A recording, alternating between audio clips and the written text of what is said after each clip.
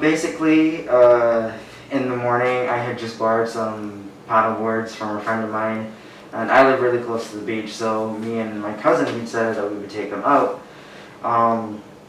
Went to the beach. It wasn't the calmest, but it didn't look like anything like completely out of the ordinary. So we took out the boards and we were good for about 10-15 minutes. It was by Brighton Beach, so there's that like water park. So we decided that we would paddle out there, and we got there really really fast. And then when we decided to turn around, I told my cousin, I was like, this is going to be a little bit harder getting back in because it's just the wind was just so strong. And yeah, so we're trying to paddle back, and so we're fighting to stay where we want to go and like go further towards where we started. And it was getting harder and harder and harder, and I was getting pushed out more. And then there was a certain point where I was just getting pushed out more and more and more. And luckily I had my phone with me, and like at first I was really not sure if I was overreacting, because this actually happened in a really short time span. It was probably about like, we got in the water around 8 o'clock. And I was kind of like, are you overreacting? Like, is this something to really be worried about? Because I've been paddleboarding, I paddleboard, I kayak, I do all sorts of like water sports. And sometimes things happen, sometimes it's a little bit rougher. Not every day it's the ocean, so not every day is as easy as another day. And I was just like really nervous because you're out there, and usually you have a level of control. Like if you want to go this way, you go this way. You want to go this way, you can control where you're going to go. But in this scenario, I was just paddling, and I had no control over with the direction that I was going in. I was first going towards the thing. It was really really easy, too easy. And then when I tried to turn back, it was like I tried everything. It was like I was paddling in that direction like normal, and like that was taking up a lot of my energy. I tried to flip the board and like sort of come around, and hopefully it would point me in the right direction, and that wasn't working. I tried like kind of using the paddle sort of like directionally, and that wasn't working. So I usually stand up on the board, so I got on my knees and tried to like see if I can get a little bit more control that way, and nothing was working. And it's when I got, so the port where the cruise ships come out, the mouth of that is right there. When I started to get in that area, then I was like, no, you're in danger. Like, you're not supposed to be out here. This is definitely like dangerous territory. And that's when I really started to get worried. So what I did is I called a couple of my family members, and it was, some of them picked up, but I also didn't want to like alarm people, like the wrong person, in case that they get like super worried, or just the whole situation getting out of control. So who I did get in contact with was a family friend, and we have a contact who is associated with the Coast Guard. So then it was just like, hey, I'm in trouble. Well, I didn't say I'm in trouble. I was trying to be like very calm about it. Although I was like freaking out inside, I was trying to be calm about it and be like, hey, I'm paddleboarding. Me and my cousin are out, but I'm like not really in a lot of control here. I'm starting to get a little bit worried. Maybe I should, like, if you could put me onto them so that we can call the Coast Guard and just like make sure everything is okay, and like that I'm not in a dangerous situation. And they're like, fine. And then I called the Coast Guard. The thing about it as well is that I called people that I knew, because I was on the board, and when your hands are wet, like dialing and like messaging and whatever, it's really difficult. So that's the reason why like I had these numbers on my phone already, instead of like searching on Google or something and like trying to find the Coast Guard number. because I knew that I had a contact and they could put me onto whoever I need to be put it onto. And luckily, they did. They patched me through. The Coast Guard was really good about like being like, okay, we'll come and get you. Like, it's not, they, for whatever reason, because my concern was is that, am I overreacting? Am I freaking out over something that's not a big deal? But they were very much like, nope, if you think you're in trouble, we'll come get you. And they were really good about that. And actually, when I got through to them and they were like, no, it's okay, like, we'll try to figure out where you are and whatever, it calmed me down, because I was like, okay, at least they know, like, I'm not just out here stranded by myself, nobody knows where I am, don't know how many hours until somebody realizes I'm missing. And the other thing that was playing on my mind a lot was the fact that my cousin was under the water as well, and I didn't know what happened to him. And I was trying to I told them that somebody else is out there with me, and he didn't have a phone, so he didn't have any way of contacting anyone or letting them know what was going on. And again, they were really good about that. They, kind of just like, oh, it's okay. The person that I talked to, I don't even know, I can't even remember who it was, but they were super calm, and they were like, all right, it's fine, just not letting on that anything might be a situation, because at that point as well, I'd only been in the water 20 minutes. So there was no time for me to be like, okay, I've been out here for a long time trying to freak out.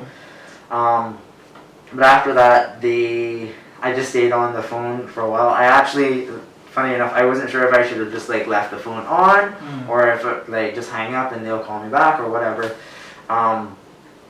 And then I was kind of just out on the board for a while. The crappy part is that eventually, the further out I got, the board got more unstable, and the board that I was on was a racer. I didn't know that at the time, but it was a racer, so it picks up really, really quickly. And I didn't have, because of that, I didn't have as much control as I would like. And wave, I fell off the board, and then I lost my paddle, and I lost the phone too. And that was the really scary part about it as well, because my lifelines are gone. Any tools that I had to help myself were gone, and it was just me and the board. It was horrible, because I have a memory of the board being right next to my face, and I know it hit me in the head, and I just I was out of it. I just completely, being in the water, it was such an unreal situation. In my mind, this can't possibly be real, I go to the beach all the time, this makes no sense at all. I have to be dreaming, or something else needs to be going on, because this is impossible. How am I out on a board in the middle of the ocean, stranded? It just didn't seem like a real situation. And that played in my head a lot. I was just on the board, stranded, and I'm not sure if I passed out or if I just went to sleep. And then the boat with the Coast Guard was there, and they're like, come over to us, and I had no paddle or any tools at that point. I was just using my hands and moving my way over to them, and they picked me up. I told them, I was like, my cousin is out there, and they're like, no, he's we got him, he's good.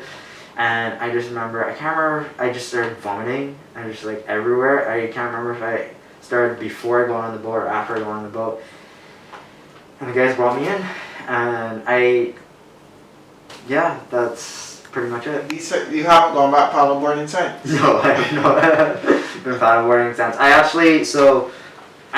The board was with me when we got onto the boat. That board, I'm telling you, it had a mind of its own. They had strapped it to the boat, and it just kept on getting loose, and they had to stop and tie it back on, and eventually it just broke free, and they were like, do you need the board? And I was like, dude, just get me back home. I don't care about any stupid board at this point.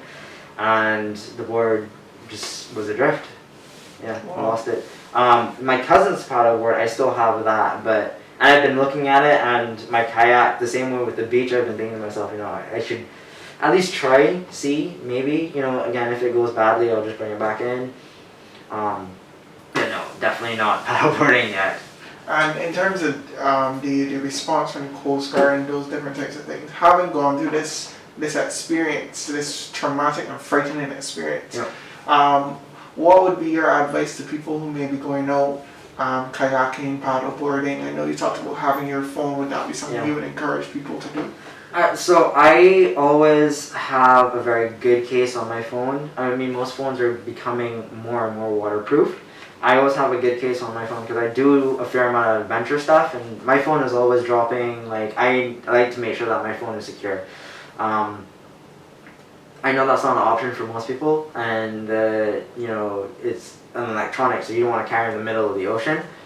If you are doing something like that, have something on you that try to have your phone. Even if you put it in one of those pouches that you get for a crop over, and you just like put it on your neck, that it's so helpful. We have our phones, and parents think about phones for their kids just so that if anything happens, they can call. But you don't think of like, oh, I'm going to the beach, I should have something on me.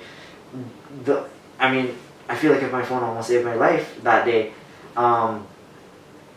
There's a certain level of, besides having your phone, which I know is not possible for everyone, just be aware of your surroundings, Like I went out that day, and the water really did not seem that rough to me, but it wasn't really just the water, it was the wind as well. The wind was like really pushing that day.